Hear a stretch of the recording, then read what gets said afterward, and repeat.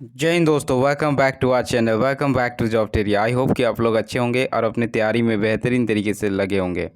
जी हाँ दोस्तों, इस वीडियो में झारखंड सहायक आचार्य पेपर 2 हिंदी से संबंधित मोस्ट इम्पॉर्टेंट जो है क्वेश्चंस यहाँ पे करने वाले हैं, जो कि आपके एकदम से एग्ज़ाम के ओरिएंटेड है। जो रिसेंट एग्ज़ाम में जिस तरह से क्वेश्चन आया था उसी के बेसिस पर एनसीईआरटी बेस्ड यहाँ पे जो है मैं आपको एमसीक्यू कराने जा रहा हूँ। ये पोर्शन है आपका काव्य खंड जो है आरोह भाग 2 का जो होता है। तो काव्य खंड के जितने भी महत्वपूर्ण क्वेश्चन हैं एक ही वीडियो में, इसी वीडियो में आपको जो है कंप्लीट वीडियो में देखने को मिलेगा। तो ये वन शॉर्ट वीडियो रहने वाली है काव्य खंड के रिगार्डिंग, तो पूरे वीडियो में बने रहिएगा। ये इक्वली इंपॉर्टेंस रखता है लेवल 1 और लेवल 2, चाहे आप 1 to 5 का प्रिपरेशन कर रहे हो और 6 to 8 का कर रहे हो। अगर आपने हिंदी पेपर जो है पेपर 2 में हिंदी रखा है तो दोनों कैंडिडेट के लिए इक्वली इंपॉर्टेंस रखता है ये वीडियो, तो बने रहिएगा वीडियो में अंत तक। और एक चीज़ मैं बता दूं दोस्तों कि यहाँ पे देखिए चैनल में एक प्ले लिस्ट को आप वॉच कर सकते हैं, बहुत ही ज़्यादा फ़ायदा होगा। देखिए इस चैनल में जाइएगा और आपका प्ले लिस्ट बनी हुई है सामान्य जो है ज्ञान पेपर 3, यानी पेपर 3 का अगर आप प्रिपरेशन करना चाहते हैं तो आपका सिलेबस के अकॉर्डिंग जो रिसेंट एग्ज़ाम में आया है उसके अकॉर्डिंग जो है यहाँ पे वीडियोस जो है अपलोड की हुई है, तो इसको ज़रूर चेकआउट कर ले। लास्ट टाइम में रिवीजन के लिए बहुत ज़्यादा इंपॉर्टेंस रखेगा। वहीं अगर आप जो है फिजिक्स जो पेपर 4 की अगर बात करें, कैंडिडेट जो है जो पेपर 4 में फिजिक्स रखे हुए हैं तो उनके लिए भी यहाँ पे देखिए प्ले लिस्ट बनी हुई है और इसमें 10 वीडियोस डाली हुई है और ऐसे वीडियोस हैं अगर पेपर 4 पेपर 3 के लिए भी इक्वली इंपॉर्टेंस रखेगा, क्योंकि ये आपका सिलेबस बेस्ड जो रिसेंट एग्ज़ाम हुआ है सहायक आचार्य इंटरमीडिएट प्रशिक्षित 1 to 5 वाले का, तो उसके अकॉर्डिंग फिजिक्स के यहाँ पे टॉपिक वाइज जो है वीडियोस अपलोड हैं। वहीं आपके वर्ल्ड हिस्ट्री से जो आपके क्वेश्चंस देखने को मिले हैं रिसेंट एग्ज़ाम में, तो उसमें देखिए वर्ल्ड हिस्ट्री का भी यहाँ पे जो है कंप्लीट जो है आपका यहाँ पे वर्ल्ड हिस्ट्री में पढ़ा के रखा हूँ यहाँ पे, तो इसके भी वीडियोस अपलोड हैं। कुल 5 वीडियोस हैं और सारे इंपॉर्टेंट्स हैं। इतना अगर कर लेते हैं तो इससे बाहर क्वेश्चन आपको नहीं बनेगा। साथ ही साथ आप यहाँ जाइएगा, रिसेंट एग्ज़ाम जो आपका हुआ है ये तो सबसे ज़्यादा इंपॉर्टेंट है। रिसेंट एग्ज़ाम जो आपका हुआ है उसका सारे जो है सब्जेक्ट वाइज मैंने जो है यहाँ पे वीडियोज़ अपलोड करके रखी है पेपर 3 का, यानी सहायक आचार्य पेपर 3 का जो है रिसेंट एग्ज़ाम जो हुआ था उसका सब्जेक्ट वाइज वीडियोस अपलोड कर रखी है, तो ज़रूर जो है इस सबको चेकआउट कर लें, बहुत ही हेल्पफुल रहने वाली है। साथ ही साथ मैंने पेपर 1 के रिगार्डिंग हिंदी का भी जो है कंप्लीट जो है यहाँ पे सिलेबस ये जो है पढ़ा रखा है। यहाँ भी प्ले लिस्ट में आप चेक कर सकते हैं, यहाँ पे जाके आप इसको भी वॉच कर सकते हैं। एटलीस्ट इसके जो है व्याकरण पोर्शन को ज़रूर देख के जाएँ। तो चलिए सेशन को स्टार्ट करते हैं। देख सकते हैं दोस्तों, ये आपका जो है पाठ्य पुस्तक आरोह भाग 2 काव्यखंड जो फर्स्ट चैप्टर है आत्म परिचय, हरिवंश राय बच्चन जिसके राइटर है। ध्यान रखिएगा आत्म परिचय के लेखक का नाम क्या है, हरिवंश राय बच्चन। फर्स्ट क्वेश्चन, कवि हरिवंश राय बच्चन की कविता है इसमें से कौन सी है? तो आत्म परिचय जो है कवि जो है हरिवंश राय बच्चन की कविता है। कवि हरिवंश राय बच्चन किसका भार लेकर घूम फिर रहा है? तो जो है जग जीवन का जो है भार लेकर घूम फिर रहे हैं। कवि को कैसा संसार पसंद नहीं है? तो कवि को कैसा संसार पसंद नहीं है? तो अपूर्ण संसार जो है कवि को पसंद नहीं है। कवि शीतल वाणी में क्या लिए फिरता है? तो कवि शीतल वाणी में जो है आग लिए फिरता है। ध्यान रखिएगा। नेक्स्ट है मस्ती का संदेश के लिए कौन घूम रहा है? तो मस्ती का संदेश लिए जो है कवि घूम रहा है। भूपों के प्रसाद निछावर इस पंक्ति में भूपों का अर्थ क्या है? यानी भूपों का शाब्दिक अर्थ क्या है? तो भूपों का शाब्दिक अर्थ है राजाओं। कवि दुनिया को जानने से ठीक किसे जानना चाहता है? तो कवि दुनिया को जानने से ठीक जो है स्वयं को जानना चाहता है। ऑप्शन ए करेक्ट हो जाएगा। कवि का दुनिया के साथ कैसा संबंध है? तो कवि का दुनिया के साथ प्रतिकलह संबंध है। कवि किसका पान किया करता है? तो कवि जो है स्नेह युग का पान किया करता है। कवि कैसा संसार लिए फिरता है? तो कवि जो है कैसा संसार लिए फिरता है? तो कवि सपनों का संसार लिए फिरता है। ऑप्शन ए करेक्ट हो जाएगा। नेक्स्ट यहाँ पे देख सकते हैं दिन जल्दी जल्दी ढलता है, इसके क्वेश्चंस। तो यहाँ पे फर्स्ट क्वेश्चन है दिन जल्दी जल्दी ढलता है कविता के कवि कौन है? तो इनके कविता कभी कभी हरिवंश राय बच्चन ही हैं। और आत्म परिचय के कभी कभी जो है कवि की पूछ लिया जाए तो वो हरिवंश राय बच्चन है, ध्यान रखिएगा। इसमें हरिवंश राय बच्चन की कविता कौन है? तो इसमें से हरिवंश राय बच्चन की कविता इसमें से कौन है? तो दिन जल्दी जल्दी ढलता है, गौ करेक्ट हो जाएगा।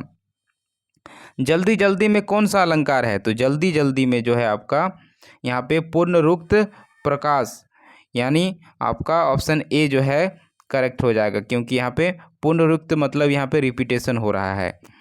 फिर समय की गति क्या है? तो समय की गति क्या है? अत्यंत धीमी है, अत्यंत तेज है, धीमी है, मंद है, कैसा है? तो समय का गति जो है अत्यंत तेज है। थकान के बावजूद मंजिल की नज़दीकी पथिक के पथ में क्या ला देती है? तो पथिक में जो है तेजी ला देती है, ख करेक्ट हो जाएगा। नेक्स्ट है आपका, यहाँ पे देख पाएंगे, वेट अ मोमेंट, यस, बच्चों के प्रत्याशा क्या जानने की है? तो बच्चों की प्रत्याशा जो है माता पिता कब दाना लेकर आएंगे, ये जानने की जो है प्रत्याशा है। पंछी किसकी चिंता में बेचैन हो उठी हैं? तो बच्चों, यानी बच्चे जो पक्षी जो है किसकी चिंता में बेचैन है उठी है? तो बच्चे के चिंता में बेचैन है उठी है। कवि कहता है कि इसकी प्रतीक्षा करने वाला कोई नहीं है, ऐसा सोचकर उसकी गति कैसी हो जाती है? तो ऐसा सोचकर उनकी गति जो है धीमी हो जाती है। चिड़िया के पंखों में किसके विचार से चंचलता भर जाती है? तो ये आपका प्रतीक्षारत बच्चे, क ऑप्शन करेक्ट होगा। बच्चे के किस बात की आशा में अपने नीड़ों से झांक रहे होंगे? तो माता पिता का दाना जो है चुगकर आने की, ऑप्शन ए करेक्ट हो जाएगा। नेक्स्ट देख सकते हैं, चैप्टर 2 आ जाता है आपका कुंवर नारायण, जिनकी कविता के बहाने, ये इनका जो है काव्यखंड है। कविता के बहाने किसकी रचना है? तो कविता के बहाने कुंवर नारायण सिंह की रचना है। कुंवर नारायण सिंह की रचना कौन सी है? तो कुंवर नारायण सिंह की रचना कविता के बहाने है। कौन कविता के पंख लगाकर इधर उधर उड़ता है? तो कवि जो है उड़ता है। कवि की उड़ान कौन नहीं जान सकता? तो कवि के उड़ान जो है चिड़िया नहीं जान सकता। चिड़िया के उड़ान की तुलना किससे की गई है? चिड़िया की उड़ान की तुलना जो है कविता के उड़ान से की गई है। कविता की उड़ान भला चिड़िया क्या जाने में कौन सा अलंकार है? तो काकू बकृति अलंकार है। यह कविता है, यह कविता कैसा है? तो मुग्ध छंद वाला कविता है। कविता में विचारों की अभिव्यक्ति कैसी है? तो ये निश्चल है। बच्चों का मानसिक भाव से प्रेरित होता है, क्या होता है? निस्वार्थ। सुख का सच्चा अनुभव कौन नहीं कर पाते? तो सुख का सच्चा अनुभव जो है फूल नहीं कर पाते, क करेक्ट हो जाएगा। नेक्स्ट देख सकते हैं, थर्ड चैप्टर है आपका रघुबर सहाय जी का कैमरे में बंद अपाहिज। कैमरे में बंद अपाहिज कविता के रचनाकार कौन है? तो ये हैं रघुबर सहाय। नेक्स्ट है क्वेश्चन आपका, यहाँ पे आ जाइए, कविता में किस पर व्यंग्य किया गया है? तो कविता में किस पर व्यंग्य किया गया है? तो दूरदर्शन के कार्यक्रम संचालकों की कार्यशैली पर जो है व्यंग्य किया गया है। अपाहिजों से पूछे गए प्रश्न कार्यक्रम संचालकों की क्या दर्शाते हैं? तो ये दर्शाते हैं संवेदनाहीनता को दर्शाते हैं। ऐसे बेतुके सवाल सुनकर किसके हृदय में ठेस पहुंचती है? तो अपाहिज के हृदय में ठेस पहुंचती है। साक्षात्कार कार्यक्रम संचालन कैसा कार्यक्रम बनाना चाहता है? तो रोचक कार्यक्रम जो है वो बनाना चाहता है। नेक्स्ट है कार्यक्रम संचालन कार्यक्रम को रोचक क्यों बनाना चाहते हैं? तो अपंगता दर्शकों के बाजार में बिक सके, इसके लिए। पर्दे पर किसकी कीमत है? तो पर्दे पर जो है वक्त की कीमत है। किसकी कीमत है? वक्त की कीमत है। दूरदर्शन वाले कमरे के सामने किसे लाते हैं? तो ये आपको दुर्बल को लाते हैं। अपाहिजों के पूछे गए प्रश्न किस बात के परिचायक हैं? तो ये जो है आपके कार्यक्रम संचालकों की हृदयहीनता के जो है परिचायक हैं। नेक्स्ट है आपका प्रस्तुतकर्ता दूरदर्शन पर अपाहिज के जल्दी जल्दी दुख प्रकट करने के लिए क्यों कहता है? तो ऐसा इसलिए कहता है कि निर्धारित समय के अंदर कार्य पूरा करना। तो गो करेक्ट हो जाएगा। 4th चैप्टर के देखिए most important question, Gajanan Madhav Muktibodh, इनकी रचना है संघर्ष स्वीकारा है। संघर्ष स्वीकारा है कविता के कवि कौन हैं? तो ये हैं गजानन माधवा मुक्तिबोध। कवि के पास जीवन के गर्व करने के योग्य क्या है? तो जीवन में गर्व करने के योग्य इनके हैं गिबीली गरीबी, जीवन के गहरे अनुभव, विचारों का वैभव, ये सभी हैं। घ करेक्ट हो जाएगा। कवि मुक्तिबोध को किस पर गर्व है? तो गर्व है अंतर्मन की भाव सरिता पर जो है इनको गर्व है। कवि ने किससे संघर्ष स्वीकारा है? तो कवि ने जो है किसके संघर्ष स्वीकारा है? तो सुख दुख, जिंदगी में जो कुछ है, जो भी है, अंधेरा उजाला, इन सभी यानी उपरोक्त सभी करेक्ट हो जाएगा। कवि अपनी प्रिया से क्या पाना चाहता है? तो ये जो है पाना चाहता है वियोग का दंड, यानी वो अपने प्रिय से जो है वियोग का दंड पाना चाहता है। नेक्स्ट है, चलिए यहाँ से देख लेते हैं, very important, wait a moment. Next question है आपका, प्रिया को यानी प्रिय को भूलने का दुख कैसा है? तो ये दुख है दक्षिणी ध्रुव के अमावस जैसा गहरा है। ये कवि ने किस स्थिति को अमावस्या कहा है? तो एकांकी जीवन की निराशा को जो है इन्होंने कहा है अमावस्या। कवि दंड के रूप में क्या चाहता है? तो कवि दंड के रूप में पताली अंधेरी गुफाओं में खो जाना चाहता है। छटपटी छाती में कौन सा अलंकार है? तो छटपटी छाती में अनुप्रास अलंकार है। मुक्तिबोध का पेरा नाम क्या है? तो इसका नाम है गजानन माधव। क करेक्ट हो जाएगा। नेक्स्ट चैप्टर है शमशेर बहादुर सिंह की उषा। उषा किसकी रचना है? तो शमशेर बहादुर सिंह। ग ऑप्शन करेक्ट होगा। प्रातःकालीन आकाश कैसा होता है? तो नीला पंख जैसा होता है। राख में लिपा हुआ चौका क्या है? तो राख में लिपा हुआ चौका जो है भोर का नभ है। कवि के क्षितिज की लालिमा के लिए किस शब्द का व्यवहार किया गया है? तो लाल केसर का व्यवहार किया गया है। उषा की तुलना कवि ने कैसी युवती की देह से की है? तो वह आपका संध सुनाता से की गई है। उषा का जादू कब टूट जाता है? तो उषा का जादू सूर्योदय होने पर जो है टूट जाता है। लाल खड़िया चौक किसकी उपमा है? तो यह है सुबह की लालिमा की उपमा है। उषा काल में आकाश का रंग कैसा होता है? तो उषा काल में आकाश का रंग जो है नीला, स्लेटी, गीला चौका, यानी उपयुक्त सभी होता है। गौर झिलमिल देह किसका है? गौर झिलमिल देह उषा का है। नीले जल में गौर झिलमिल देह में कौन सा अलंकार है? तो इसमें जो है आपका उत्प्रेक्षा अलंकार है। ऑप्शन ए करेक्ट हो जाएगा। देख सकते हैं बादल के राग जो है यहाँ पे जो चैप्टर है आपका, यानी बादल के राग जो सूर्यकांत त्रिपाठी निराला जी का है, उनके क्वेश्चन करेंगे। तो फर्स्ट क्वेश्चन है, कवि ने बादल को किस रूप में चित्रित किया है? तो कवि ने बादल को जो है क्रांतिकारी दूत के रूप में चित्रित किया है। कैसे किया है? क्रांतिकारी दूत के रूप में चित्रित किया है।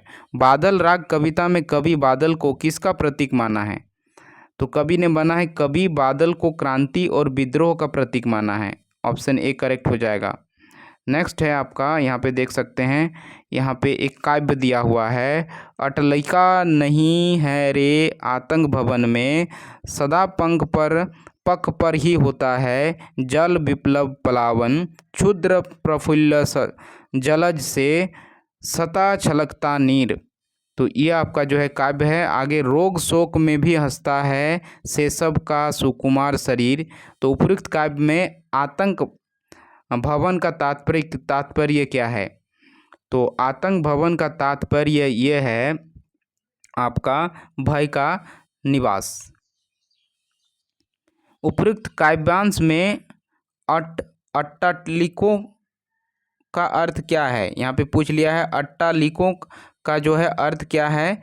तो अट्टालिकों का यहाँ पे अर्थ हो जाएगा आपका अटारी महल। क्या हो जाएगा? अटारी महल से। बादल राग कविता के संबंध में कौन सा भावार्थ सही नहीं है? यानी जो नहीं है उसका चुनाव करना है। तो यहाँ पर अगर देखिएगा, कवि कहता है कि पूंजीपतियों के ऊंचे ऊंचे भवन का मात्र भवन नहीं, अपितु वो गरीबों को आतंकित करने वाले भवन हैं, तो बिल्कुल ये सही है। पूंजीपति सदैव गरीबों का शोषण करते हैं, ये भी सही है। और पूंजीपतियों के आर्थिक साधनों को कब्जा कर रखा है, तो ये भी सही है। ऑप्शन डी जो है यहाँ पे नहीं कौन सा है वो उसका चुनाव करना है, तो ये हो जाएगा पूंजीपति वर्ग परोपकारी होते हैं, ये स्टेटमेंट यहाँ पे गलत है, यानी ऑप्शन डी आपका करेक्ट हो जाएगा। और ये चैप्टर है आपका कवितावली, जिनके जो है कवि हैं तुलसीदास। तो इससे संबंधित महत्वपूर्ण क्वेश्चन को देखते हैं। कवितावली के अनुसार देख सकते हैं, कवितावली के अनुसार पेट भरने के लिए लोग क्या क्या कार्य करते हैं। तो पेट भरने के लिए जो है, पेट भरने के लिए लोग धर्म अधर्म व ऊंचे नीचे सभी प्रकार के कार्य करते हैं, यानी ऑप्शन बी जो है आपका करेक्ट हो जाएगा। नेक्स्ट क्वेश्चन है, यहाँ पे देख सकते हैं एक काव्य दिया हुआ है जिसमें एक शब्द का उपयोग यहाँ पे किया गया है, दुरित। ध्यान दीजिएगा, क्वेश्चन यहाँ पे है दुरित। ये दुरित का अर्थ क्या है, यानी दुरित शब्द का शाब्दिक अर्थ क्या है। तो इसका अर्थ होता है पाप। क्या होता है, पाप होता है। कवितावली में किसके प्रति तुलसीदास ने भक्ति प्रकट की है। तो जो है तुलसीदास जी ने जो है राम के प्रति, जो है भगवान राम के प्रति जो है इन्होंने भक्ति प्रकट की है। कवितावली के संबंध में कौन सा कथन सही है। तो सही कथन का चुनाव करना है। तो इस कविता में तत्कालीन समाज की बेरोजगारी व अकाल की भयावह स्थिति का चित्रण है, तो बिल्कुल ये सही जो है सही पे चुनाव करना है। तो ये तो बात नहीं की गई है। इस कविता में तुलसीदास के राम भक्ति प्रकट हुई है, तो यहाँ पे सही स्टेटमेंट का चुनाव करना है। साथ में इस कविता में ब्रज भाषा का सुंदर प्रयोग किया गया है, या इसमें से कोई नहीं। तो यहाँ पे अगर कवितावली इस चैप्टर को अगर देखिएगा तो इसमें जो है इन्होंने जो है किस चीज़ की बात की गई है। तो इसने जो है तुलसीदास राम भक्ति को प्रकट की, यानी ऑप्शन बी आपका जो है यहाँ पे करेक्ट हो जाएगा। फिर नेक्स्ट वर्ड है आपका, यहाँ पे देख सकते हैं एक फिर काव्यांश दिया हुआ है, और इस काव्यांश में जोल्हा का अर्थ क्या है। जोल्हा शब्द जो उपयोग हुआ है, देख सकते हैं जोल्हा काहो को, यहाँ पे जोल्हा शब्द का शाब्दिक अर्थ क्या है। तो इसका शाब्दिक अर्थ होता है जोल्हा मतलब बुनकर, ऑप्शन ए करेक्ट हो जाएगा। नेक्स्ट है कवितावली, कविता में कवि किन किन पर व्यंग्य करता है। तो व्यंग्य किन किन पर कवि करते हैं। तो कवि धर्म जाति संप्रदाय के ठेकेदारों पर व्यंग्य करते हैं, यानी ऑप्शन ए आपका करेक्ट हो जाएगा। कवितावली कविता के अनुसार कवि अपना जीवन निर्वाह किस प्रकार करता है। तो कवि अपना जीवन निर्वाह जो है, कवि अपना जीवन निर्वाह भिक्षावृत्ति के माध्यम से करता है। तुलसीदास अपने किस रूप पर गर्व करते हैं। तो तुलसीदास जो है अपने जो है कवि राम भक्त होने का जो है गर्व करते हैं, ऑप्शन बी करेक्ट हो जाएगा। कवितावली कविता के अनुसार लोग क्यों चिंतित है। तो लोग जो है इसलिए चिंतित हैं क्योंकि लोग एक दूसरे को तरक्की को देखकर चिंतित है, यानी ऑप्शन सी करेक्ट हो जाएगा। नेक्स्ट है अधर्म शब्द का अर्थ क्या होता है। अधर्म शब्द का अर्थ क्या होता है। तो इसका अर्थ होता है पाप से, ऑप्शन ए आपका करेक्ट हो जाएगा। देखिए नेक्स्ट क्वेश्चन है आपका, दीपावली पर लोग क्या करते हैं। तो दीपावली पर लोग जो हैं दीपावली के अवसर पर लोग घरों को सजाते हैं। क्या करते हैं, सजाते हैं। और दीपावली के अवसर लोग बाहर घूमने जाते हैं, ये गलत होगा, ऑप्शन बी आपका करेक्ट हो जाएगा। दीपावली के अवसर पर माँ बच्चों के लिए क्या लाती है। तो दीपावली के अवसर पर माँ जो है बच्चों के लिए जो है लाती है, दीपावली के अवसर पर माँ बच्चों के लिए चीनी के बने खिलौने लाती है। चीनी यानी चाइनीज़ के बने खिलौने लाती है, यानी ऑप्शन यहाँ पे बी करेक्ट होगा। नेक्स्ट रुबैया, देखिए रुबैया कविता के अनुसार माँ क्या दिया जलाती है। तो रुबैया कविता के रचयिता कौन है, कवि कौन है, इसको भी ध्यान रखिएगा। तो ये है आपका फिराक गजल। कौन है, फिराक जो है गोरखपुरी। क्या है, फिराक गोरखपुरी जो है, इस बात को ध्यान दीजिएगा, रुबैया कविता के लेखक हैं। चलिए इस क्वेश्चन को देखते हैं। रुबैया कविता के अनुसार माँ कहाँ दिया जलाती है। तो माँ रसोई घर में दिया जलाती है, या फिर जो है माँ आंगन में दिया जलाती है, माँ बच्चे के घर में दिया जलाती है, या इसमें से कोई नहीं। तो माँ जो है बच्चे के घर में दिया जलाती है, ऑप्शन सी करेक्ट हो जाएगा। बच्चे के ठुकने है ना, ठुनकने ध्यान दीजिएगा, बच्चे के ठुनकने पर क्या कारण है। तो यहाँ पे इसका अर्थ हो जाता है रोने से। तो इसका मतलब इसका करेक्ट आंसर होगा चांद को पाने की इच्छा बच्चे को जो है ठुमकने का कारण है, यानी ऑप्शन आपका ए यहाँ पे करेक्ट हो जाएगा। ध्यान रखिएगा। माँ अपने बच्चे को किस प्रकार मनाती है। तो माँ अपने बच्चे को जो है दर्पण के चांद का प्रतिबिंब दिखाकर मनाती है, यानी ऑप्शन जो है बी आपका करेक्ट हो जाएगा। पाठ है आपका छोटा मेरा खेत बगुलों के पंख, जिनके रचयिताकार जो कवि हैं, रचयिता है उमाशंकर जोशी हैं। छोटा मेरा खेत कविता का उद्देश्य क्या है। तो इसका उद्देश्य है कवि कर्म के महत्व को बताना चाहता है, यानी ऑप्शन ए करेक्ट हो जाएगा।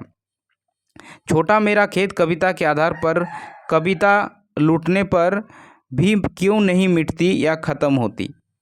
तो ऐसा क्यों होता है। तो ये होता है आपका क्योंकि कविता लूटने या बांटने से और अधिक लोगों तक नहीं पहुंचती। ये जो है यहाँ पे इसका करेक्ट हो जाएगा, यानी यहाँ पे इसी का चयन करना था। पूछा था कि छोटा मेरा खेत कविता के आधार पर कविता लूटने पर भी क्यों नहीं लूटता या ख़त्म होता, इसका कारण पूछा था। नेक्स्ट है कवि उमाशंकर को खेत किस प्रकार लगता है। तो कवि उमाशंकर जोशी को जो है खेत कैसा लगता है। तो इनको खेत जो है खाली पन्न के समान लगता है। माँ के लिए चांद का टुकड़ा कौन है। माँ के लिए चांद का टुकड़ा जो है, माँ के लिए चांद का टुकड़ा उनकी संतान है। ऑप्शन ए करेक्ट हो जाएगी। माँ के संबंध में कौन सा कथन सत्य है। तो देख सकते हैं माँ अपने संतान को प्रसन्न रखने के लिए उसकी फरमाइश पूरी करती है। माँ के लिए चांद का टुकड़ा उसकी संतान है। माँ अपने बच्चों को उलझे हुए बालों की कंघी करती है। तो उपरोक्त ये सभी करेक्ट हो जाएगा। डी आपका यहाँ पे करेक्ट हो जाएगा। नेक्स्ट क्वेश्चन है उमाशंकर जोशी के साहित्यिक विशेषताएं। ध्यान दीजिएगा। चलिए यहाँ पे 6 नंबर का क्वेश्चन करते हैं, फिर उसमें आते हैं। देख सकते हैं अभिज्ञान शकुंतलम का गुजराती में अनुवाद किसने किया। तो इनकी जो है अनुवाद किया था उमाशंकर जोशी ने। कवि उमाशंकर जोशी के संबंध में कौन सा कथन सही है। तो इनके संबंध में कौन सा स्टेटमेंट सही है। तो उन्होंने उत्तर रामचरित का गुजराती में अनुवाद किया, बिल्कुल सही। वे गुजराती साहित्य के बेजोड़ निबंधकार हैं, ये भी सही है। उन्होंने गांधी के साथ बढ़ चढ़ कर हिस्सा लिया। तो ये सभी स्टेटमेंट करेक्ट है, यानी उपरोक्त सभी आपका करेक्ट हो जाएगा। निम्नलिखित में से कौन सी रचना उमाशंकर जोशी की है। तो इसमें से कौन सी रचना उमाशंकर जोशी की है। तो आपका निषिद्ध, सपना भारा और शहीद, ये सभी जो है उमाशंकर जोशी की रचना है। डी आपका करेक्ट हो जाएगा। उमाशंकर जोशी की साहित्यिक विशेषताएं निम्नलिखित में से कौन सी है। तो इनकी साहित्यिक विशेषताएं की बात करें तो यह है आपका उन्होंने प्रकृति और आम जीवन से अनुभवों को जोड़ने का प्रयास किया। उनकी रचनाओं पर गुजराती संस्कृति का भाव है। उसकी भाषा आम बोल चाल की है। तो ये सभी आपका जो है करेक्ट हो जाएगा। उमाशंकर जोशी की प्रारंभिक शिक्षा कहाँ पर हुई। तो इनकी जो है प्रारंभिक शिक्षा हुई घर पर। निम्नलिखित में से कौन सी रचना उमाशंकर जोशी की है। तो इसमें से कौन सी रचना उमाशंकर जोशी की है। तो छोटा मेरा खेत बगुले के पंख, ये दोनों जो है उमाशंकर जोशी जी की रचना है। माँ अपने बच्चों के लिए क्या क्या है। तो माँ अपने बच्चों के लिए क्या क्या है। तो ये है आपका स्वच्छ कपड़े पहनाती है, बालों को कंघी करती है, उसकी फरमाइशों को पूरी करती है, यानी सभी आपका करेक्ट हो जाएगा। उपरोक्त सभी आपका करेक्ट हो जाएगा। तो ये था दोस्तों आपका हिंदी का जो आपका बुक है आपका काव्यखंड, यानी आरोह भाग 2 का काव्यखंड के सारे MCQs चैप्टर वाइज कर लिए हैं। तो ज़रूर वीडियो को जो है अच्छे से और एक बार जो है रिवीजन के तौर पर इसको कर लीजिएगा। तो वीडियो कैसी लगी कमेंट बॉक्स पे ज़रूर कमेंट कीजिएगा। और आप चाहते हैं कि इसका जो है आरोह भाग 2 का जो है गंध खंड का मोस्ट इम्पोर्टेंट जो है MCQ सीरीज इसी तरह लाएं, तो कमेंट बॉक्स में ज़रूर कमेंट कीजिएगा। Thanks for watching.